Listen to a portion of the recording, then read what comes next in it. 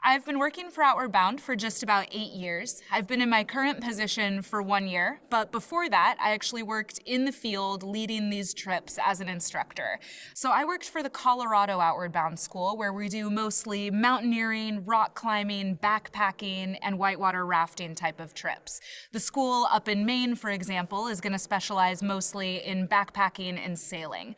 So the experience that you have as an instructor is heavily dependent on where you're at geographically. As an instructor, my responsibilities are physical and emotional safety of my students, teaching them the outdoor skills they need to be successful and safe out there, and getting them ready to start taking care of one another in the field. It's always my goal that my students don't need me by the end of our trip together, that they have all the skills they need to survive physically and to thrive as a team. As an instructor, managing risk is probably my #1 priority. I want students to feel like they're taking a bigger risk than they actually are, because I've mitigated the risk so well.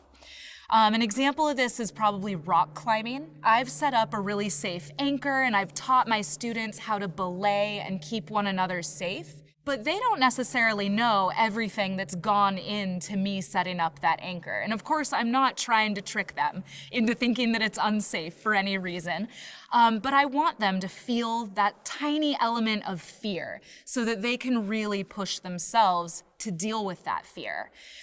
Because I'm getting students so close to their comfort zone, sometimes there's tears, sometimes there's students maybe not wanting to push themselves that far.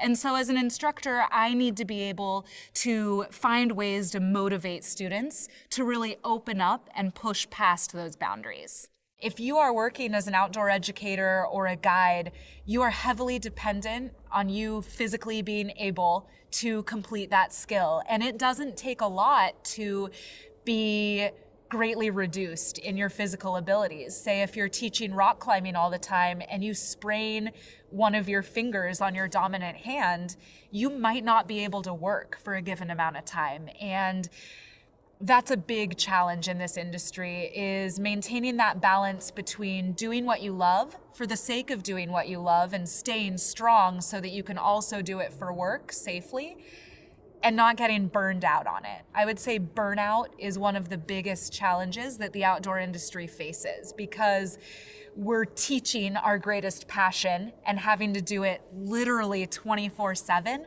Sometimes we just get sick of it and need a break, or we wind up hurting ourselves because we've overused our bodies.